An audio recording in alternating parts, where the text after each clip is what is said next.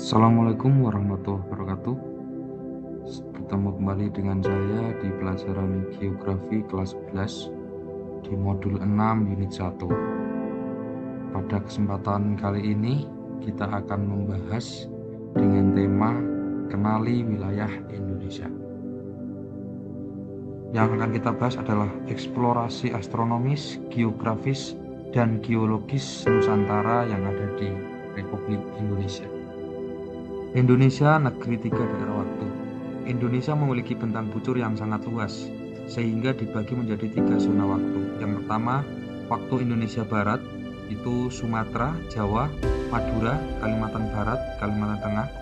Yang kedua ada Wita, waktu Indonesia Tengah, yaitu Sulawesi, Bali, Nusa Tenggara Timur, Nusa Tenggara Barat, sebagian Kalimantan.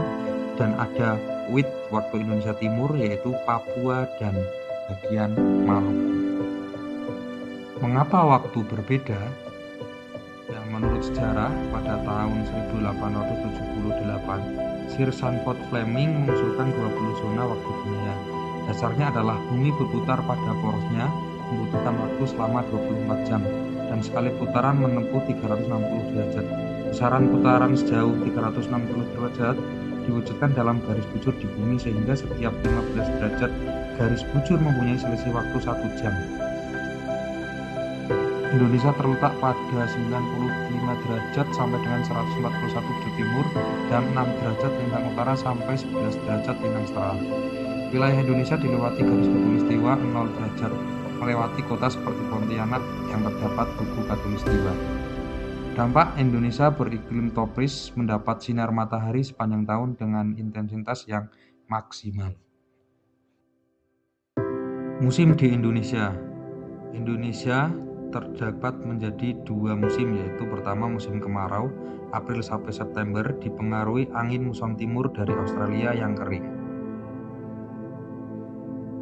Yang kedua musim penghujan Oktober sampai Maret dipengaruhi angin muson barat dari Asia yang membawa banyak uap air. Kondisi geologis batuan antar benua. Berdasarkan sejarah geologinya, wilayah Indonesia terbagi menjadi 3. Yang pertama, dangkalan Sunda Barat dulu menyatu dengan benua Asia. 2. Dangkalan Sahul Timur dulu menyatu dengan benua Australia. Dan yang ketiga, wilayah peralihan tengah, yaitu wilayah Wales yang tidak pernah menyatu dengan benua manapun.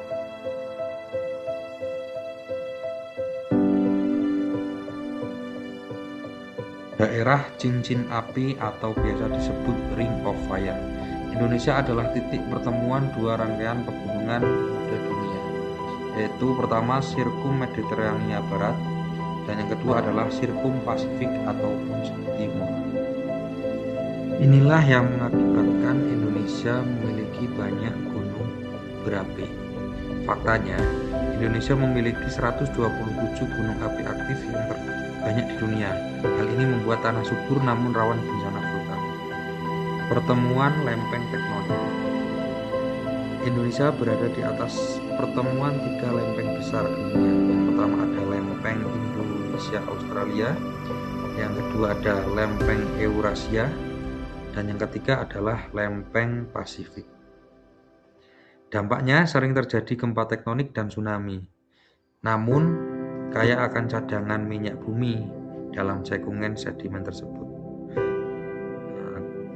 Bisa dilihat foto di situ terjadi tumpukan lempeng Indo-Australia ke bawah lempeng Eurasia yang menyebabkan gempa.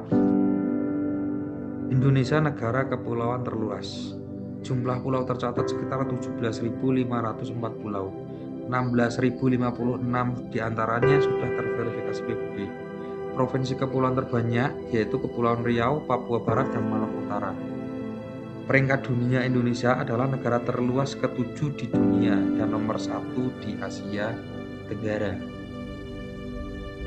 Tidak mengherankan dengan jumlah pulau yang begitu banyak dan negara yang begitu luas, Indonesia memiliki berbagai macam keberagaman yang ada baik secara alam ataupun secara sosial masyarakatnya.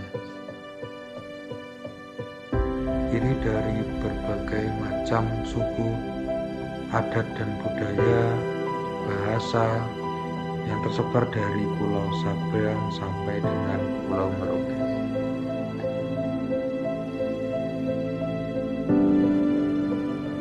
Pulau-pulau besar di Indonesia.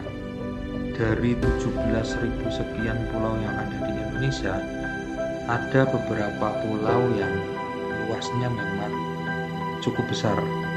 Yang pertama yaitu ada Papua dengan luas 785.753 km persegi. Kedua ada Kalimantan 748.168 km persegi. Yang ketiga ada Pulau Sumatera, luasnya 443.066 km persegi. Dan yang keempat ada Sulawesi, 180.681 km persegi. Dan ada Pulau Jawa yang luasnya 138.794 km persegi. Akan tetapi dari kelima pulau tersebut, Pulau Jawa lah yang menjadi pulau dengan penduduk terbanyak. Walaupun secara luasnya tidak terlalu besar, jumlah penduduknya adalah jumlah penduduk yang banyak dibandingkan dengan pulau-pulau yang lainnya. Sedangkan Papua menjadi pulau dengan penduduk yang kepadatannya memang masih relatif kecil.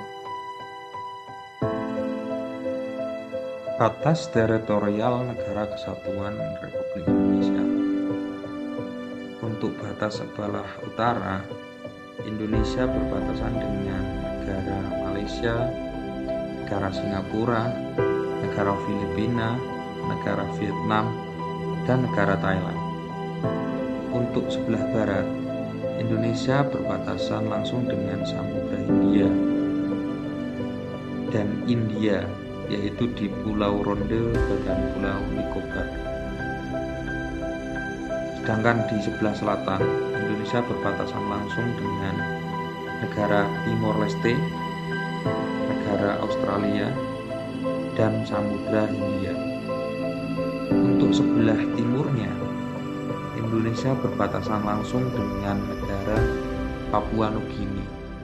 Ya, kita ketahui bersama bahwa Papua Nugini ini berbatasan secara langsung dengan Pulau Papua yang menjadi satu. Jadi di Pulau Papua ini terdapat dua negara, yaitu negara Indonesia, yaitu ada Provinsi Papua, dan negara Papua Nugini.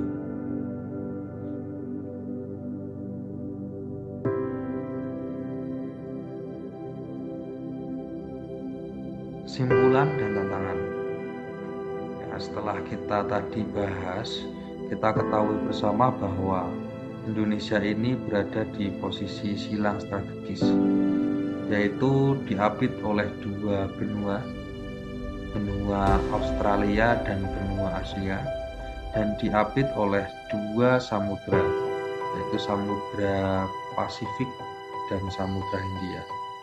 Ini menjadikan Indonesia ini strategis untuk perdagangan dunia dengan kekayaan mineral alam yang sangat melimpah di dalamnya.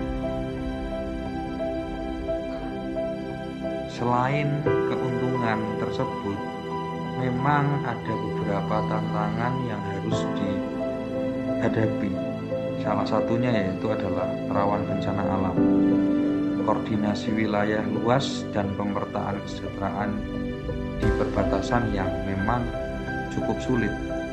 Selain itu juga karena berbagai akulturasi budaya yang ada karena berdekatan dengan dua benua, maka ya Indonesia ini akan menjadi negara yang harusnya banyak kebudayaan di dalamnya, sehingga memang tantangan itu akan semakin besar untuk dihadapi.